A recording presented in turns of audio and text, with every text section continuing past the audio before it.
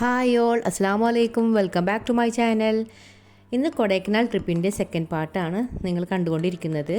അപ്പോൾ നമ്മൾ എത്തിയിട്ടുള്ളത് പൈൻ ഫോറസ്റ്റിലേക്കാണ്. ഒരുപാട് പൈൻ മരങ്ങൾ നിൽക്കുന്നുണ്ട്. നല്ല ഭംഗിയുള്ള ഒരു കാഴ്ച തന്നെയാണ് അവിടെ കണ്ടുകൊണ്ടിരിക്കുന്നത്. നല്ലൊരു ക്ലൈമറ്റാണ് ഇവിടെ. ഇതിൻ്റെ ഉള്ളിൽ ഇങ്ങനെ നടക്കുമ്പോൾ നല്ലൊരു തണുപ്പാണ് നമുക്ക് ഫീൽ ചെയ്യുന്നത്. പൈൻ ഫോറസ്റ്റിൻ്റെ ഉള്ളിൽ ഹോഴ്സ് റൈഡിങ് ഉണ്ട്. 20 മിനിറ്റ് 25 മിനിറ്റ് അങ്ങനെ ടൈം കണക്കാക്കിയിട്ട് ഹോഴ്സ് റൈഡിങ് ഉണ്ട്. അതിന് നിശ്ചിത റേറ്റും അവർ ഈടാക്കുന്നുണ്ട്.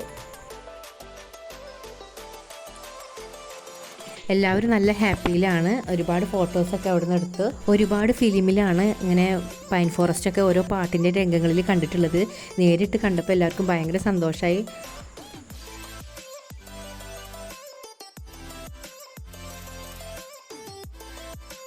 അതിൻ്റെ ഇടയിൽ റീൽസ് എടുക്കാനും ആരും മറന്നില്ല കേട്ടോ. ഇനി അടുത്ത പ്ലേസിലേക്ക് പോവുകയാണ്. ഈ കൊടൈക്കനാലിൻ്റെ ഒരു പ്രത്യേകത എന്ന് പറഞ്ഞത് എല്ലാ ടൂറിസ്റ്റ് പ്ലേസും അടുത്തടുത്ത് തന്നെയാണ്, ഒരേ റൂട്ടിലൊക്കെ തന്നെയാണ്, അധികം ദൂരമല്ല. അപ്പോൾ പെട്ടെന്ന് തന്നെ നമുക്ക് എല്ലാ സ്ഥലങ്ങളും കവർ ചെയ്യാൻ പറ്റും. ഇനിയിപ്പോൾ പോകുന്നത് ഗുണ കേവ് എന്ന സ്ഥലത്തേക്കാണ്. ടിക്കറ്റ് എടുക്കുന്നവരുടെ തിരക്കാണ് കാണുന്നത്.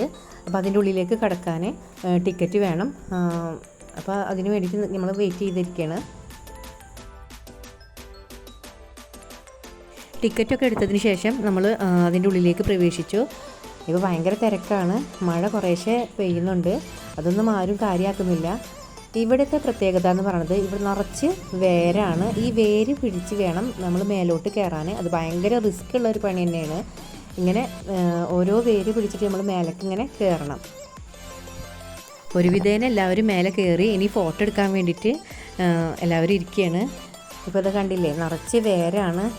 മഞ്ഞുമൽ ബോയ്സ് ഇറങ്ങിയതിന് ശേഷമാണ് ഇവിടെ ഇത്രയും തിരക്ക് കൂടാൻ കാരണം.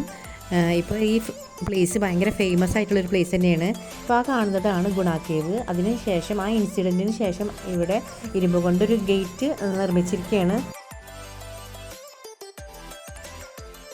ഹൈ റേഞ്ച് ആയ കാരണം എപ്പോഴും മഴ കുറേശ്ശെ പെയ്യുന്നുണ്ട്, വെയിൽ കുറവാണ്. ഇനി അടുത്തത് ഫോട്ടോ സെക്ഷനാണ്. ഒരുപാട് ഫോട്ടോസ് എടുത്തു. ഫോട്ടോ എടുക്കാൻ വേണ്ടിയിട്ട് മേലോട്ട് വേരൊക്കെ പിടിച്ച് മേലേക്ക് കയറി. പക്ഷേ ഇറങ്ങാൻ ഭയങ്കര ബുദ്ധിമുട്ടായിരുന്നു. മഴ പെയ്യണ കാരണം അങ്ങനെ പെട്ടെന്ന് സ്ലിപ്പാവണ ഒരു അവസ്ഥയായിരുന്നു. ഈ പ്ലേസിൽ ഒരുപാട് കുരങ്ങന്മാരുണ്ട്. ഭയങ്കര ശല്യമാണ്. നമ്മളുടെ കയ്യിൽ എന്താണോ ഉള്ളത് അത് തട്ടിപ്പറിക്കും. ഇപ്പോൾ തന്നെ ഒരു കുട്ടിയുടെ ഫീഡിങ് ബോട്ടിൽ എടുത്തുകൊണ്ട് പോവുകയാണ് ചെയ്തത്. കൊടുത്തിട്ടില്ലെങ്കിൽ നമ്മളുടെ ഉപദ്രവിക്കുകയാണ് ചെയ്യണത്. ഞങ്ങൾ അവിടുന്ന് മടങ്ങി. ഇനി അടുത്ത പ്ലേസിലേക്ക് പോകുന്നതിന് മുന്നേ ഉച്ചക്കത്തെ ഫുഡ് കഴിച്ചിട്ടില്ല. അപ്പോൾ ഒരു 3 മണി കഴിഞ്ഞിട്ടുണ്ടായിരുന്നു. അപ്പോൾ അതിന് വേണ്ടി ഒരു ഹോട്ടലിൽ കയറി ഫുഡൊക്കെ കഴിച്ച് അതിന് ശേഷം അവിടെ തൊട്ടടുത്ത് തന്നെയാണ് ബോട്ടിംഗ് ഉള്ളത്. അപ്പോൾ അതിന് വേണ്ടി പോവുകയാണ്. താല്പര്യമുള്ളവർ മാത്രമാണ് ബോട്ടിൽ കയറിയുള്ളൂ, എല്ലാവരും കയറിയില്ല.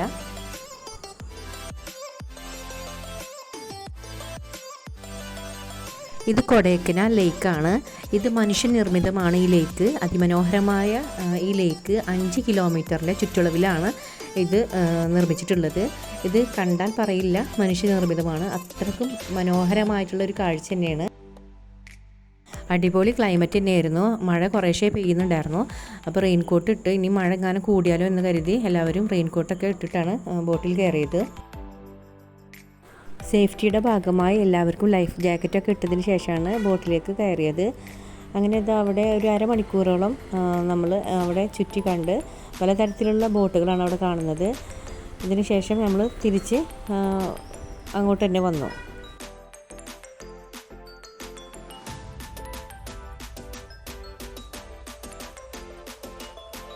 ബോട്ടിങ് കഴിഞ്ഞതിന് ശേഷം എല്ലാവരും കുറച്ച് നേരം അവിടെ സ്പെൻഡ് ചെയ്തു. അവിടുന്ന് കുറച്ച് ഫോട്ടോസൊക്കെ എടുത്തതിന് ശേഷം ഇനി പോകുന്നത് സൈക്ലിങ്ങിനാണ്. അതാണ് എല്ലാവർക്കും ഒന്നുകൂടെ ഇഷ്ടമായത്. ഒരേ സമയം 2 പേർക്ക് ഒരുപോലെ ചവിട്ടാൻ പറ്റിയ സൈക്കിളാണ്. അങ്ങനെ എല്ലാവരും ഈ 2 പേര് വെച്ചിട്ട് സൈക്കിൾ ചവിട്ടാൻ തുടങ്ങി. ഇതിന് 150 രൂപയാണ് ക്യാഷ് വരുന്നത്. ഈ ലേക്കിൻ്റെ ചുറ്റും നമുക്ക് സൈക്കിൾ റൗണ്ട് അടിച്ച് വരാം. അത് 5 കിലോമീറ്ററാണ്. ഇപ്പോൾ സൈക്ലിംഗ് ഒക്കെ കഴിഞ്ഞ് എല്ലാവരും ഒരുമിച്ച് വന്നു. അപ്പോൾ ഈ കാണുന്നത് അവിടുത്തെ സ്ട്രീറ്റ് ഫുഡാണ്. ഇത് ലേക്കിൻ്റെ നൈറ്റ് വ്യൂ ആണ്. നല്ല ഭംഗിയുണ്ട് കാണാൻ. ഇനി നമ്മൾ റൂമിലേക്ക് പോവുകയാണ്. ഇപ്പോൾ സമയം 7:30 ഒക്കെ ആയിട്ടുണ്ട്. ഇനി നമ്മൾ റൂമിലേക്ക് പോവുകയാണ്.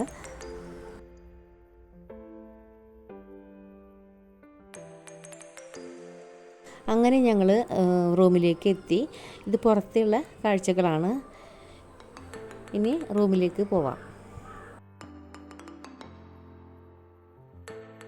ഞങ്ങൾക്ക് കിട്ടിയത് അത്യാവശ്യം സൗകര്യമുള്ള ഒരു അപ്പാർട്ട്മെൻറ്റ് തന്നെയാണ് കിട്ടിയിട്ടുള്ളത്. 4 ബെഡ്റൂമാണ് കിട്ടിയിട്ടുള്ളത്, വലിയൊരു ഹാളും.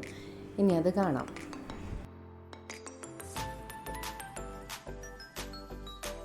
എല്ലാവർക്കും നല്ല ക്ഷീണമുണ്ട്. തലേ ദിവസം രാത്രിയാണല്ലോ ഞങ്ങൾ അവിടുന്ന് പോകുന്നത്. ആരും ഉറങ്ങിയിട്ടൊന്നുമില്ല.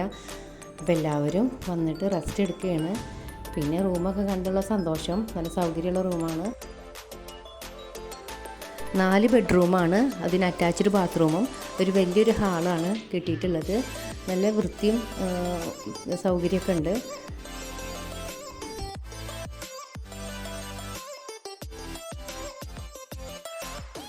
രാത്രിയിലേക്കുള്ള ഫുഡ് ഞങ്ങൾക്ക് റൂമിലേക്ക് എത്തിച്ചേരാണ് ചെയ്തത്. അപ്പോൾ ഞങ്ങളെല്ലാവരും ഹാളിൽ എല്ലാവരും ഒരുമിച്ച്, അതിനുള്ള സൗകര്യമുള്ള കാരണം ഇവിടെ ഇരുന്നിട്ടാണ് കഴിച്ചത്. ഫുഡ് കഴിച്ചതിന് ശേഷം രാത്രി ക്യാമ്പ് ഫയർ ഉണ്ടായിരുന്നു. അതിനവർ സെറ്റാക്കുകയാണ് ചെയ്യണത്. അപ്പോൾ എല്ലാ സൗകര്യവും അവർ തന്നെ ചെയ്തെന്ന്. അപ്പോൾ ഇത് റെഡിയാക്കിക്കൊണ്ടിരിക്കുകയാണ്.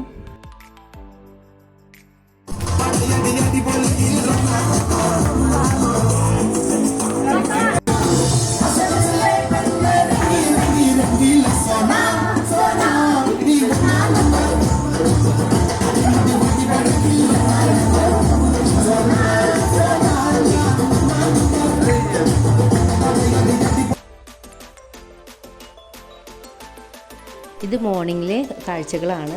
നല്ല ഭംഗിയുള്ള കാഴ്ച തന്നെയാണ്. കിളികളുടെ സൗണ്ടും പിന്നെ ഈ അപ്പാർട്ട്മെൻറ്റിൻ്റെ സൈഡിൽ ഒരു അരുവിയുണ്ട്.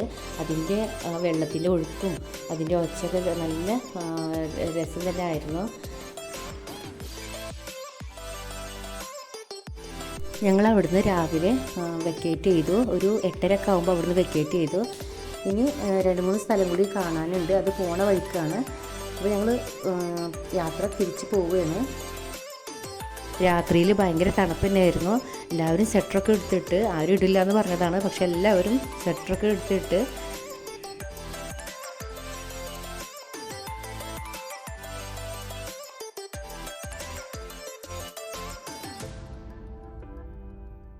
ഇത് കൊടൈക്കനാലിലെ സിൽവർ കേസ്കേഡ് എന്ന് പറഞ്ഞ വാട്ടർഫോൾസാണ്.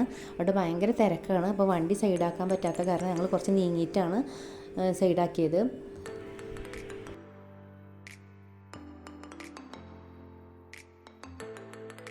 കുറച്ച് ഫോട്ടോസൊക്കെ എടുത്തു. നിറയെ ഫോഗാണ്. അത് ഇടയ്ക്ക് ക്ലിയർ ആവും, പിന്നെയും അത് ഫോഗായിട്ട് പിന്നെയും വരും. അങ്ങനെ നല്ല ഒരു ക്ലൈമറ്റ് തന്നെ ആയിരുന്നു അവിടെ. അവിടുന്ന് വീണ്ടും ഞങ്ങൾ യാത്ര പുറപ്പെട്ടു. ഇത് കൊടൈക്കനാലിലെ ചോക്ലേറ്റ് ഷോപ്പാണ്. ഇവിടെ വ്യത്യസ്തമായിട്ടുള്ള ചോക്ലേറ്റ്സ് ലഭിക്കുന്നതാണ്. ഞാൻ മുന്നേ മൂന്നാറിയത്തെ ചോക്ലേറ്റിൽ കഴിച്ചിട്ടുണ്ട്. പക്ഷെ അതിൽ നിന്നും വളരെ വ്യത്യസ്തമായിട്ട് അടിപൊളി ചോക്ലേറ്റാണ് ഇവിടുന്ന് കിട്ടിയിട്ടുള്ളത്. ഉള്ളിൽ നട്ട്സൊക്കെ ഉള്ള ഒരു ചോക്ലേറ്റാണ്. എല്ലാവരും ഓരോ പാക്ക് ചോക്ലേറ്റ്സ് വാങ്ങിച്ചു. എന്നിട്ട് ഞങ്ങൾ അവിടുന്ന് പുറപ്പെട്ടു. ദൂരെയുള്ള കാഴ്ചകളൊക്കെ ഫോഗ് കാരണം കുറേശ്ശേ കാണുന്നുള്ളൂ. പക്ഷെ കുറച്ച് കഴിയുമ്പോഴത്തേനും അത് ക്ലിയർ ആവുന്നുണ്ട് കേട്ടോ.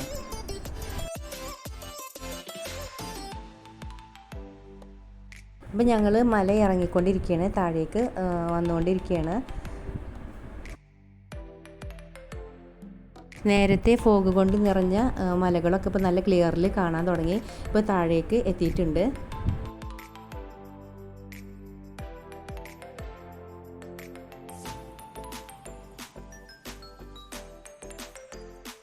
താഴേക്ക് എത്തുന്തോറും തണുപ്പ് കുറഞ്ഞ് വരികയാണ്. ഇവിടെയൊക്കെ നല്ല വെയിലാണ്. ദൂരെ നിന്ന് കണ്ടിരുന്ന മലകളൊക്കെ ഇപ്പോൾ അടുത്തായി കാണാൻ തുടങ്ങി. നമ്മൾ താഴേക്ക് എത്തിയിട്ടുണ്ട്.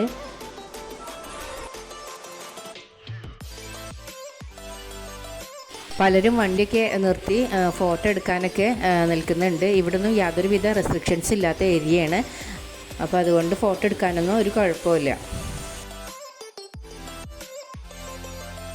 ഇപ്പോൾ ഞങ്ങൾ ചുരം ഇറങ്ങിക്കഴിഞ്ഞു. ഇപ്പോൾ സാധാ റോട്ടിലേക്ക് കയറി. ഇപ്പോൾ സൈഡിൽ കാണുന്നതൊക്കെ പല തരത്തിലുള്ള മാവുകളാണ്. അതുപോലെ തന്നെ മാങ്ങ ഒക്കെ പല തരത്തിലുള്ള മാങ്ങയാണ് സൈഡിൽ വിൽക്കാൻ വെച്ചിട്ടുണ്ട്. ഇപ്പോൾ ആ കാണുന്നതാണ് പളനി അമ്പലം. നമ്മൾ പോകുമ്പോൾ രാത്രിയിലെ കാഴ്ചയാണ് കണ്ടിരുന്നത്. ഇപ്പോൾ സമയം 1 മണി കഴിഞ്ഞിട്ടുണ്ട്.